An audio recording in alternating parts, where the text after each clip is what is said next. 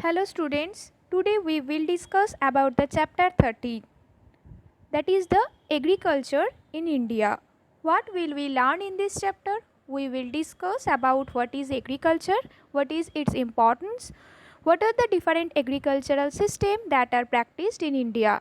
Even with that, what are the major problems, with that the remedial measures that India is currently doing. Okay, let's start this chapter. At first we should have to know what does agriculture mean. Okay, so agriculture is just comprised of two words. One is agri and another one is culture. Agri comes from the Latin word ager. Ager means soil and culture means cultivation. So from these two words you have some idea. Agriculture means this is the culture or the cultivation in the soil. So agriculture is the science of farming, growing of crops and rearing of animals for human need and economic gain. This is the definition of agriculture. So it is comprised of that it is a science that deals with farming, growing of crops and rearing of animals or domestication of animals, and for what?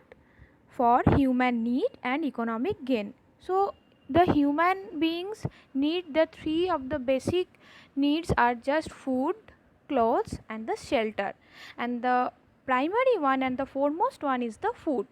If we have to live, then we should have to intake some foods. That is why there is the need of the agriculture, and after that if there is any surplus, then by selling of that we will have some economic gain. Agriculture is one of the oldest human activities after hunting and gathering. Now we will discuss about the importance of agriculture. What are the different importance of agriculture? Almost 60% of total population in India are engaged in agricultural activity, not only for the food purpose of the rapid growing population, but also they gives a wide variety of raw materials to the agro based industry. What does it mean? Agro based means the main raw material are the agricultural product. Like if you have the cotton, so it is a agricultural product, a direct product from the field, and after that if it is a raw material by which you have the cotton industry, like the textile industry. Okay, so cotton is the raw material, and after that the agro based industry is the textile industry. So not only the agricultural food or the food crops that we can intake for our health purpose or the for our intake purpose, not only that, but also it gives a wide variety of agro based. If there is some agro based industries, it will give some raw materials also. Two-way relationship between the agriculture and industries. What does it means? Two-way relationship, like in the same way the agricultural system that are mainly occupied or that are mainly used in the industry, with that various industrial product like the tractors, harvesters or different machineries that are also used in the agricultural system. That is why there is a two-way relationship between the agriculture and the industries. Next, provides employment to millions of landless families. What does it mean? India is also a very poor country. Even this is a developing country, not like the developed country. So there is also some need of the earnings. There is some need of the employment, and most of them, various landless people are there. They are mainly landless. That is why they don't have their own land. That is why they are engaged in others field. They just plowing, sowing, harvesting in the whole season and earn some money. So it will also provide some employment to millions of landless families who don't have their own lands. A large percentage of Indian exports are either raw agricultural products or the agro processed goods. So either in the form of raw product of the agriculture, like if you have the tea, cotton, these are also exported from India. In the same various agricultural product as a raw material of agro based industries are also exported. So the total exports of India, a large percentage of it is just carried by the agricultural products. That is why the agricultural system that leads a major percentage, so it will give a large percentage to the Indian exports. So in the economic, if you see the economic value, so agriculture also has some economic value that adds to the Indian economy. So agriculture plays an important role in the Indian economy. That is why, because it will take a very large percentage in the Indian exports, foreign exports, like in the term of agricultural goods as well as the raw materials of the agro-based industries. Lastly, agriculture contributes 20% of the gross domestic product. Gross domestic products mean the GDP. So what is the India's total GDP? And amongst them, 20% of the GDP is contributed by the agricultural products. Okay, these are the different importance that agriculture has.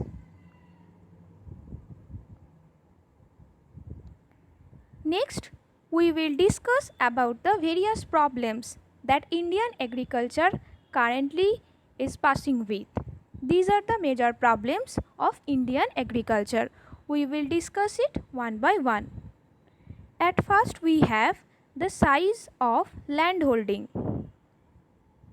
Okay, we will discuss it. What does it mean? The size of land holdings. Out of the total sown area of about 150 million hectares, most of the land holdings are either uneconomical or scattered. So the land holdings of the Indian agricultural system are not large, they are also small. Even with that, they are not concentrated in one place. So they are just scattered in various places. That is why any, you can say, any system that you can apply will not be justified or will not be economical. Even the land holdings are also fragmented, that are commonly you can find in the densely populated and intensively cultivated states in India. That is why the intensive farming, we will also discuss the different types of farming system, like the intensive, extensive in the later on. Okay. The average size of the land holding was about 3 hectares in the time of the third 5-year plan, okay, which was now reduced to about 1.2 hectare. So in the time of third 5-year plan, it was almost 3 hectare, but nowadays it will reduce to only 1.2 hectare. That is very, very less. So the size of land holdings are also very less. Next, we have the good quality seeds. If you need some good quality seeds, so it is very expensive. So the small and marginal farmers that are not that cannot afford this much good seeds because of the high expense.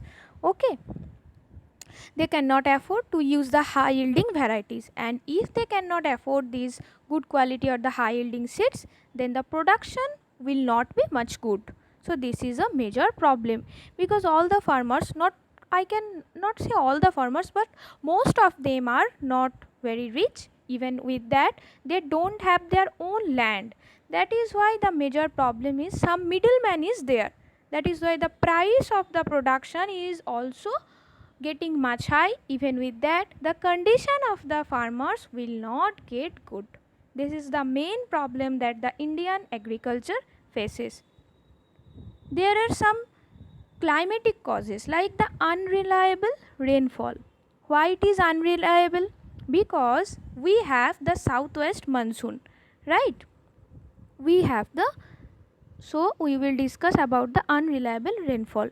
Mainly the rainfall is the southwest monsoon, and when it is start, it will start from the June, month of June, and last up to month of September.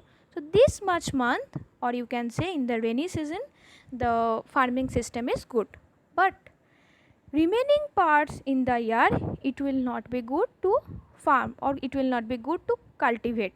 That is why there is some need of irrigation in, but in all the cases there is a major problem of irrigating the land. Even in the case of Rajasthan, Maharashtra, they also some faces these kinds of problem. Even with that, the monsoonal rainfall is also unreliable. Why it is unreliable? Because it is not fixed that it will come in June. No, sometime it will delays, like if it is just coming in 1st of June to 10th of June, right? The onset of monsoon in our West Bengal is 10th of June.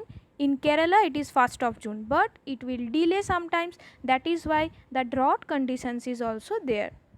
Another problem is the soil erosion. Soil erosion in the land will be a major problem. So the nutrient rich soil will be lost. That is why it will affect the agricultural system. Faulty land system is there. That is why loss of chemical and minerals from the soil. This can leave the soil that will be leached and infertile. After that, the soil will be infertile, the production will not be good. Next, we have the lack of mechanization. This is a major problem. All the labors or all the works that in the Indian agriculture are done by the manual labor. Okay, so all this is just done by the manual labor. If it will be done by the machine or the mechanization will be there, then in a short period of time the maximum or the huge number of production will be there. But this is a major problem of the Indian agriculture system, is the lack of mechanization. Next, we have the limited use of fertilizers. Lack of irrigation facilities I have also discussed. Maximum of land, and it is also related with the unreliable rainfall. In all the parts of the India cannot be irrigated. Lack of storage facilities. This is a major problem, that lack of storage facilities. So what does it mean? Because either there is some perishable goods, even with the small farmers, they just sell the farm produce immediately after the harvest. So the production is just harvested, and after that they will have to sell all the production. Why? Because they don't have much storage facilities. That is why the farmers have to make distress sale and they will be remain poor. The primitive storage techniques normally cause the wastage of crops, though they have some primitive techniques of storage, and it will cause the wastage of the farm products. Even with that, in some parts transport facilities is not good, low status of the farmer. Even with that, the land tenancy system is also not good. Lack of crop diversification is there. If you have a land and after years and years they will just produce only rice, because rice is the staple food in India, right? So they only produce some rice in that field. After cultivation of rice, so many days or after so many years, the nutrients in the soil will be lost, so the soil will be infertile. So there is some need of to produce some leguminous production, okay, but it will not be in the scenario. The current scenario is it is not happening. That is why the proper crop diversification is not there. If there is the rice is needed, then the rice is only cultivated. If wheat is needed, then the wheat is only cultivated. So the land after some times will be get infertile. And the last is the lack of proper education and training. What does it mean? Because the farmers or the small and marginal farmers that are not well educated or the well trained in the farming system, they should be trained in that system, they should know everything, right? So these are the major problems that the Indian agriculture currently faces.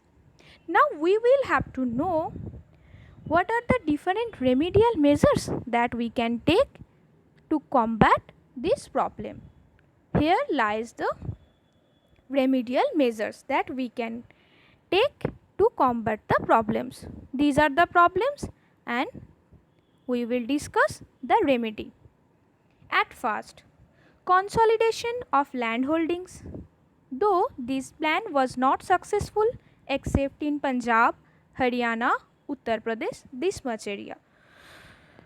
So these are the remedial strategies, you can say, that are mainly taken by the government, but they are not actually successful in all parts of India. Some parts it is successful, but the remaining portion they cannot get its impact or its, okay, we will discuss. At first, Though the consolidation of land holdings are there, unfortunately this plan was not very successful except in some parts of this much area, Punjab, Haryana, UP.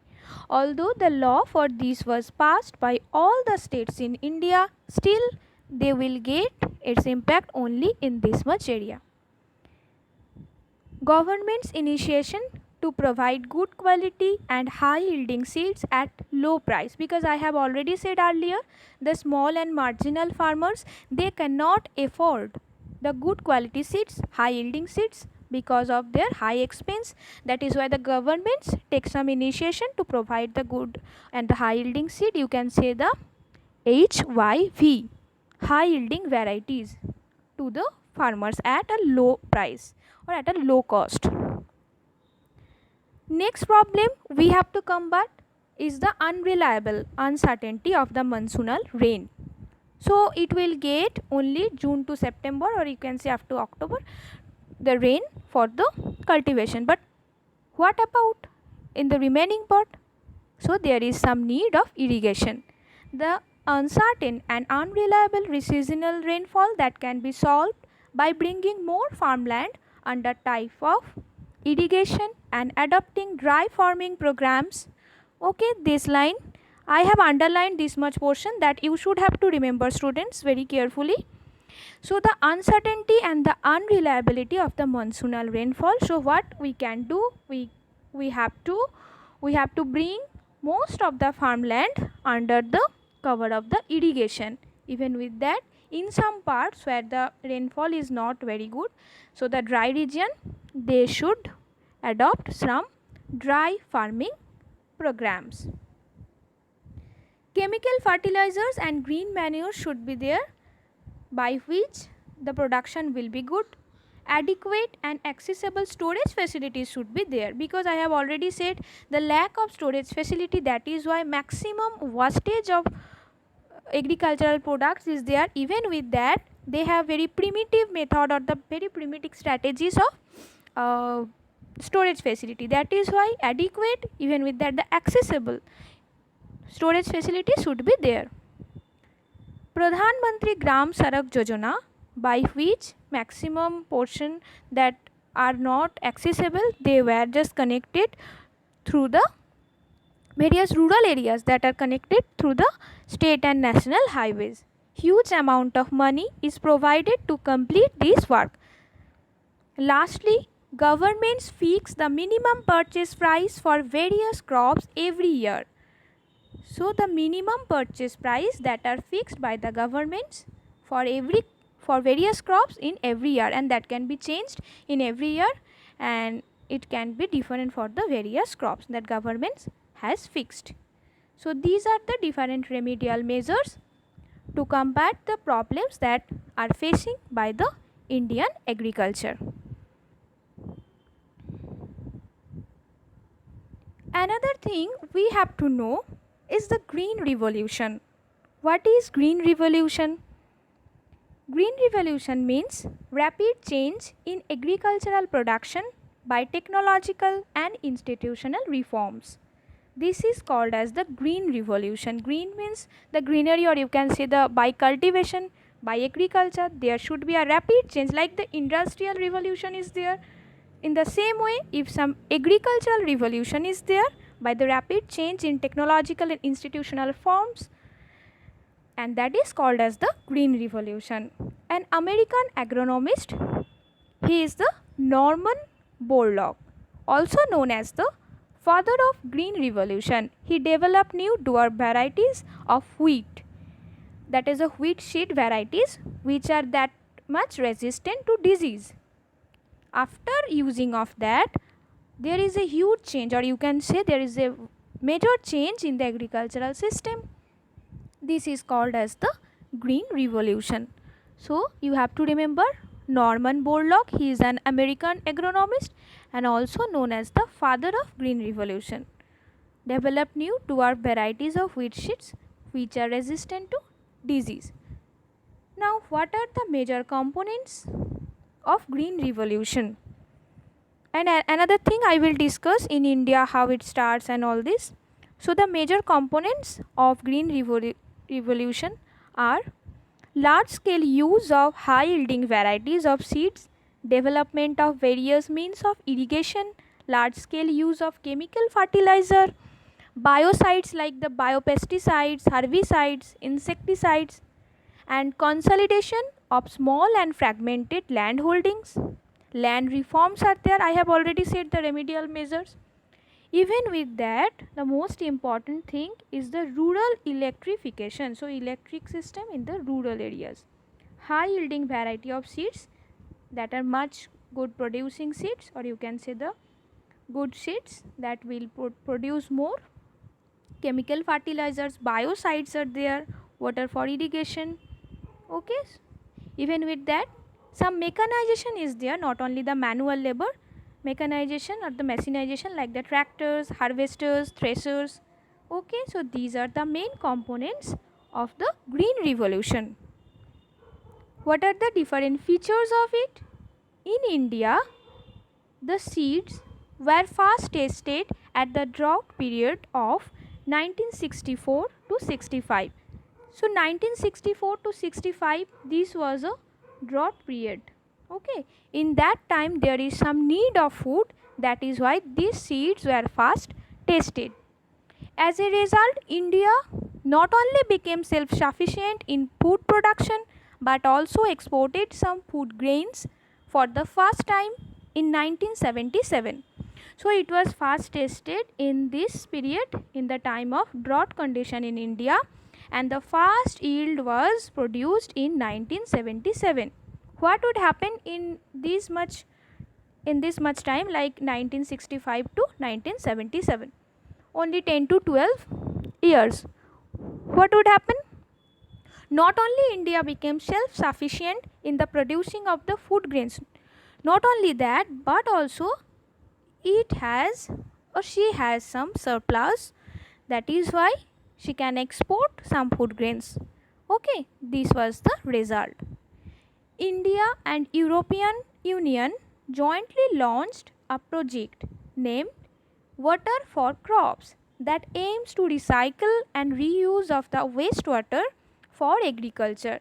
So the wastewater that are mainly produced from the industrial use or the residential use, any kind of wastewater that are produced, they can be recycled and will be reused in the agricultural field. This project called as the Water for Crops, and India and European Union jointly launched this program. But the major fact is that the Green Revolution was not successful in all the parts of the country.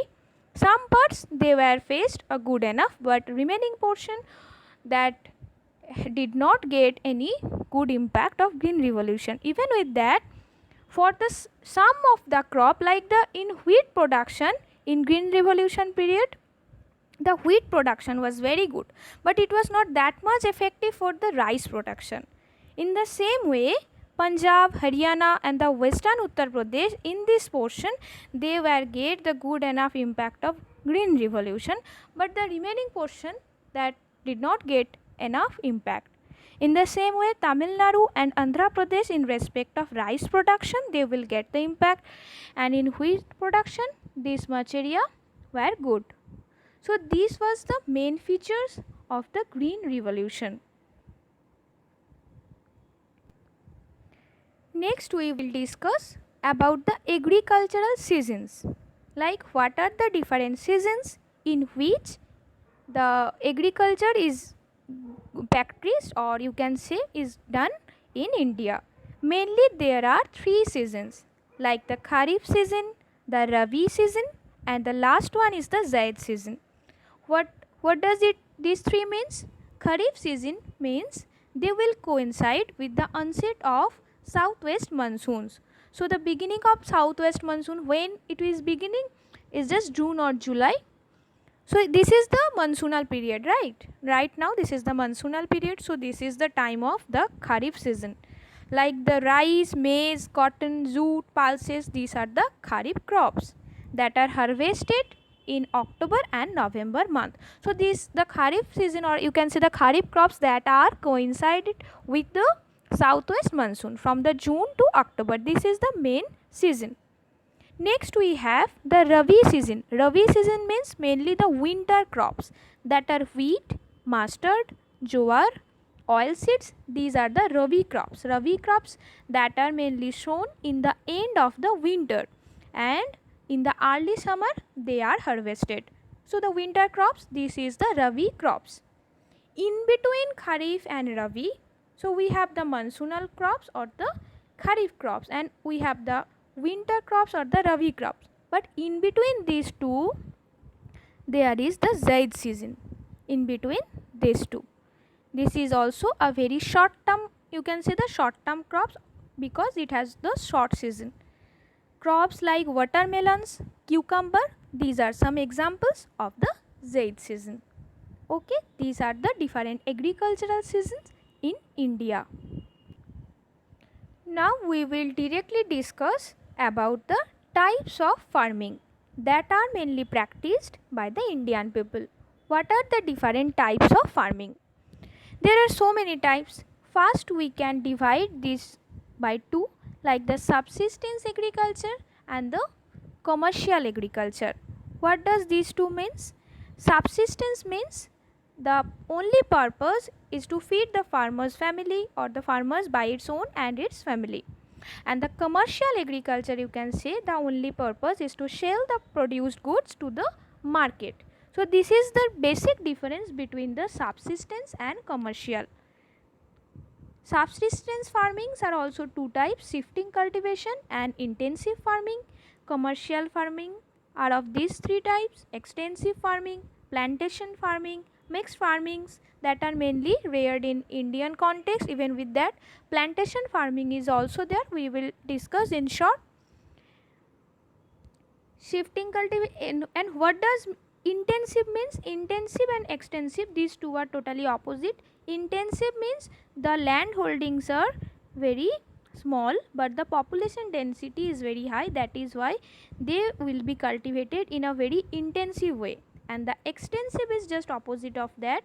The population density where is very low, that is why land holdings are also very large, so they are extensively farming. We will discuss the different types of farming system. Okay, we will end this part. In the part 2 we will discuss about the different types of agricultural system.